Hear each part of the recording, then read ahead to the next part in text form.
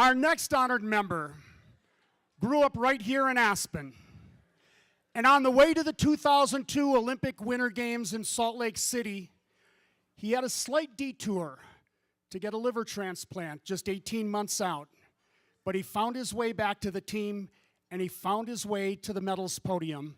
Let's take a look at the career of honored member Chris Klug. When you come from a family of skiers, it's tough to be a snowboarder. But to Chris Klug, tough is good. From the first time he bungee-strapped moon boots to a Burton backhill, he was locked on, getting plenty of time on Oregon's Mount Bachelor, a haven for shredders. Hi, Chris! Like those early snowboarders, he did it all, halfpipe, moguls, and slalom, becoming a well-rounded rider, excelling in everything. But speed was his passion. Out of Bend, Oregon, Chris Klug. By the time he was 16, he was national amateur champion in slalom and Super G. 3 years later, he headed to his first World Cup in Garmisch, Germany. Chris also grew up with more than his share of illness and injury, but a routine physical at 21 brought the worst news: primary sclerosing cholangitis, the same rare liver disease that had taken the life of football great Walter Payton. Despite this, he remained focused on making the country's first Olympic snowboard team for the 1998 Games in Nagano. Chris came close to gold, just 7/100ths out of first place after the first run. Halfway down his second run, he was in the lead until he hooked a gate and lost his line, winding up 6th. He left those Olympics with clear goals for 2002. Despite his training, his body became weaker. By 2000, he needed a liver transplant. In July of that year, a donated liver was received and Denver surgeons performed a 6-hour surgery to save his life. From the moment he woke in recovery, Chris remembers, it felt like someone had dropped a new V8 engine in my body. He couldn't wait to test drive that new engine. Out of the hospital in a record 4 days, he was determined to be back on the mountain. Within 6 months of transplant surgery, he was on the World Cup podium and was on his way to the Salt Lake City Olympics. Finally, the day he dreamed of arrived. Come on, cowboy. After battling his way up the ladder, racing head-to-head, Chris now stared down the parallel giant slalom course in a runoff for 3rd. To add to the drama, Chris had broken a buckle on his boot. A team technician duct taped his boot just minutes before the start.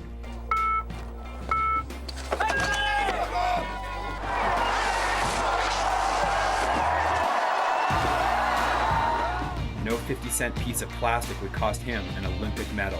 From transplant to triumph, Chris became the first Oregon recipient to not only compete in the Winter Olympic Games, but to also make the podium. The revelation of his struggle to get to Salt Lake hit home the day after his win when he met his organ donor's family for the first time. Committed to helping others waiting for transplants, Chris launched his foundation in 2003, working to promote the critical need for tissue and organ donation. His book of survival and victory, To the Edge and Back, debuted in 2004. He missed the 2006 Games in Turin, but this king of the comeback made it to the 2010 Olympics in Vancouver, finishing 8th and wrapping up one of the most remarkable 19-year careers in snowboarding history. Every day when he takes his anti-rejection drugs, Chris is reminded of where he's come from. He never takes a day of his good health for granted, and he remains dedicated to promoting organ donations. For his extraordinary spirit and lasting impact on competitive snowboarding, Chris Klug's accomplishments will now have a permanent place in our nation's ski hall. He is now an honored member of the U.S. Ski and Snowboard Hall of Fame.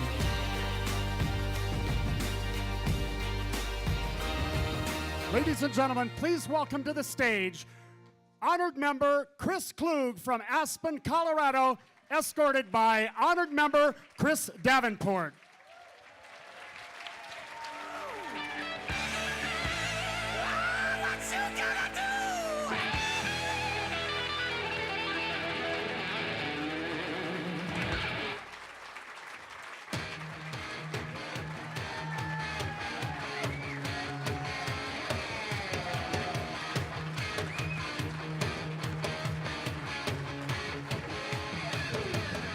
Those Aspen boys. Oh, what a story. Chris Klug, having been elected by representation of the 9 million skiers and snowboarders in America, we hereby bestow upon you in Aspen, Colorado, our highest snow sport award, the highest in the country, the Medal of Honor. and confer upon you from this day forward, April 9th of 2016, induction into the U.S. Ski and Snowboard Hall of Fame, where, sir, your accomplishments will forever be remembered.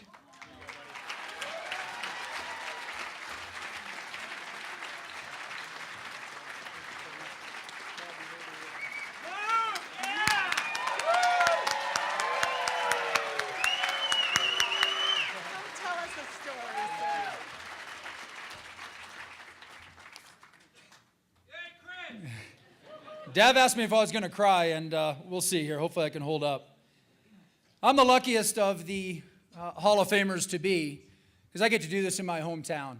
And I'm a little biased being an Aspenite, but I think this is the greatest place in the world. And we are happy to host all of you, and I loved Bob's comments that you've been treated well here, because I think this is such a special place. And welcome to all of you that are here that aren't full-time locals. We're happy to have you, and I love this place.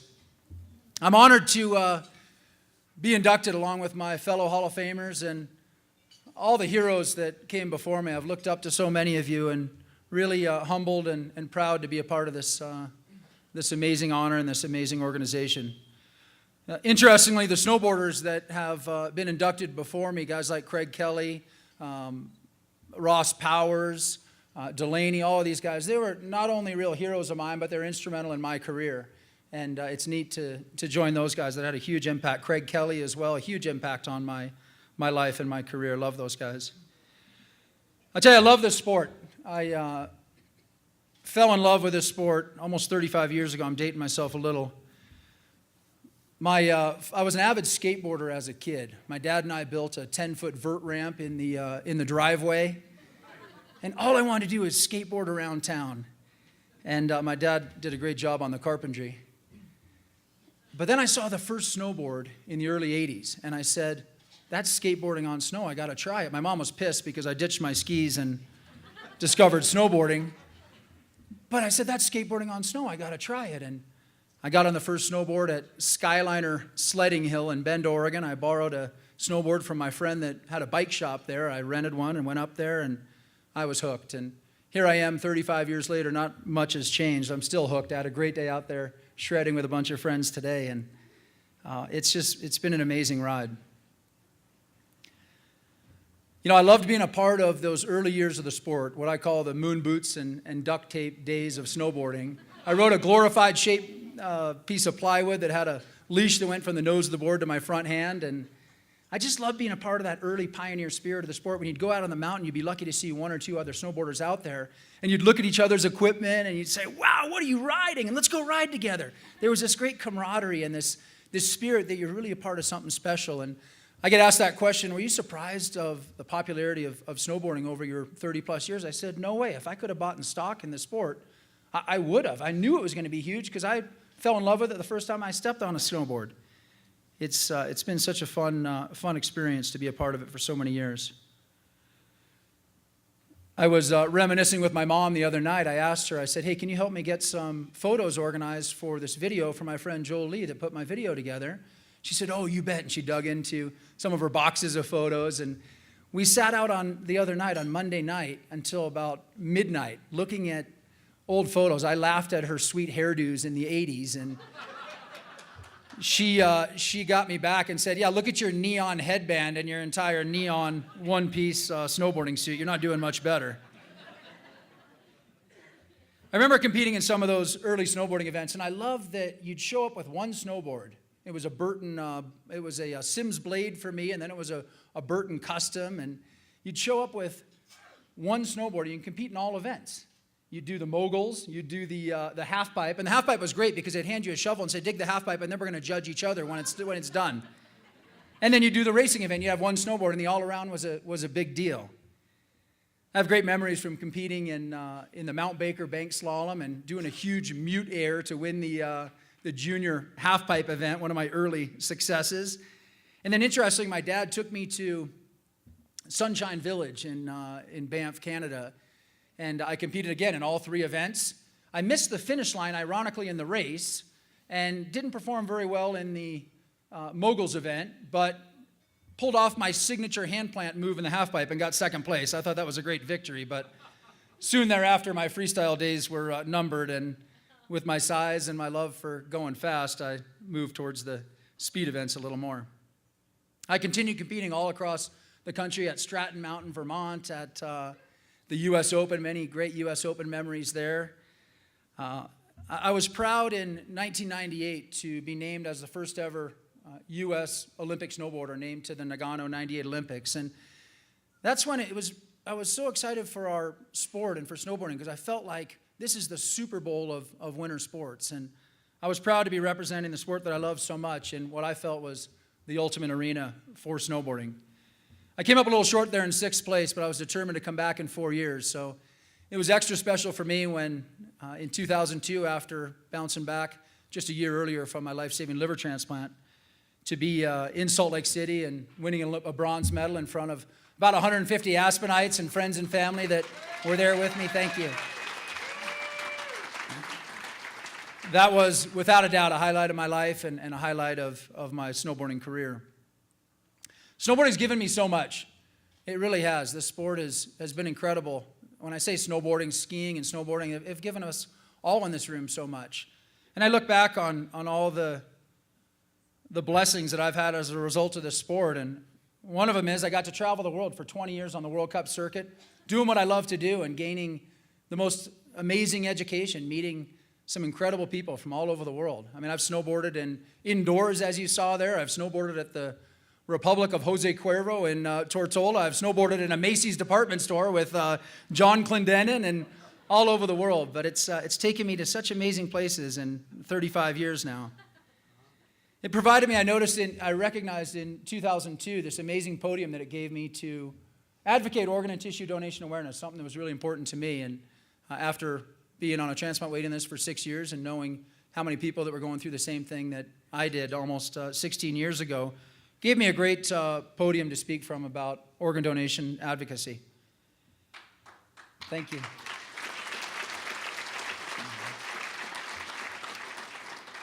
Skiing and snowboarding for all of us in this room has been an amazing door opener for us, and the relationships that we've gained and built, and the business opportunities. And still today, with my real estate business, I have the opportunity to take people from all over the world that come to Aspen. They say, hey, I don't want to meet in your office. I want to go snowboarding. Let's go out and learn about what this town is really all about. So it's still, to this day, it's just so many blessings. And now, with a 2 and an almost 5-year-old tomorrow, being able to share that experience and that passion for the sport with my kids and my wife. They say that skiing and snowboarding are the greatest family sports in the world, and they truly are.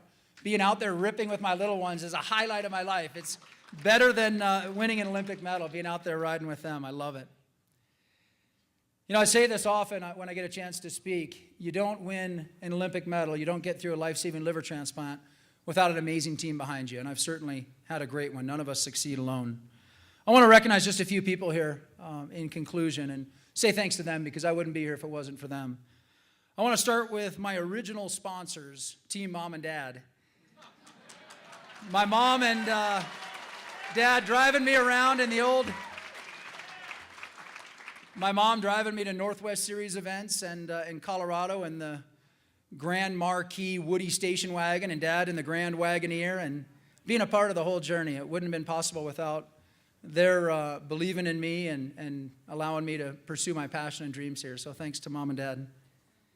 I want to say thanks to my longtime coach, Rob Roy, who's a Hall of Fame coach. He's an amazing person, a great visionary, and a great friend. He took 10 snowboarders back in the early 90s and turned them into the best snowboarders in the world. And he was a Canadian ski coach and a very successful ski coach, and bet on all of us. And Rob, you've been a great friend and a mentor my whole life, and grateful you're here with us tonight. I want to say thanks to another really close friend, Bill Fabricini, that's put me back together more than once. He's the greatest trainer and the greatest physical therapist, and anyone that's worked with Bill knows that. He's been a big part of my success, so thanks to Bill. I got to say thanks to my best friend and my teammate, my wife, Missy, being there for all the ups and the downs and all the highs and lows. I want to say thanks to all my teammates, fellow competitors that really pushed me and helped me become the competitor that I was. And all the fun times we had on the circuit for 20 plus years. It was an amazing ride. I need to also recognize my donor family. Billy Flood and his family made a heroic and selfless decision, had not an easy time for their family, and gave me a second chance at life and 3 others, and I'm here today because of them. And I think organ donors and my donor family, they're the real heroes of this whole process. So thank you to Billy Flood. I'm going to remove this microphone if I can just for a second. I got to do something really special. I want to say thanks to all of my partners, especially Aspen Skiing Company. They're 30 strong here tonight and helped make this event possible. They've been my partner and sponsor for 25 years. And I want to say thanks to Mike Kaplan, David Perry, John Rigney, the entire team at Aspen Skiing Company. I need to also recognize another really special partner of mine, one of my heroes. I want to say thanks to Obermeyer, to Robert, to Klaus Obermeyer.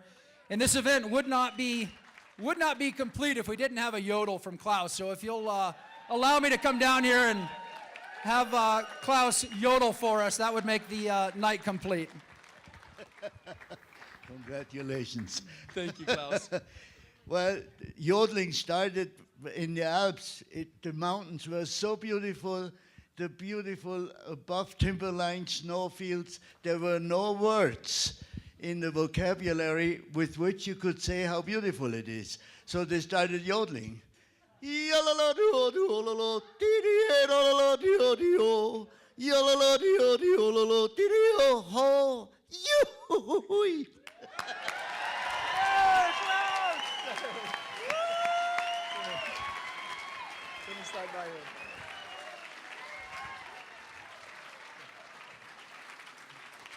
Klaus, you're the best. We love you. Guys still charge and skis faster than all of us out there all the time. Just want to say this is the greatest sport in the world. When I say that, I mean whether you're sliding on one edge or two, it is the greatest sport in the world. And I just feel so fortunate to have been able to do what I love to do for so many years. And thanks to everyone in this room that made this possible. I got asked this question, what does it mean to you to be inducted into the Hall of Fame? And I said, you know, it's special for me because I get to share it with the people that are so special to me that made it possible. So thanks to all of you that have been a part of this ride and made this possible tonight. I love the sport. I love all you guys. So thank you very much. I just want to finish by saying I had a chance to go out and rip around the mountain this afternoon with about 10 friends. And my daughter actually came down Aztec for the Billy Johnson Memorial. Unfortunately, didn't get struck by lightning, but did scare her a little bit. And I got to carry her the last little bit. But she did awesome. But afterwards, I made some turns with friends. And we were out there just ripping down Spar Gulch. And everyone's hooting and hollering. I'm looking over, high-fiving friends. And that's what it's all about, being out in the mountains, having a great time with your friends and with your family. And I still love it to this day. So enjoy. Have a great time in our town. Thank you for this amazing honor. Ladies and gentlemen, honored member Klug.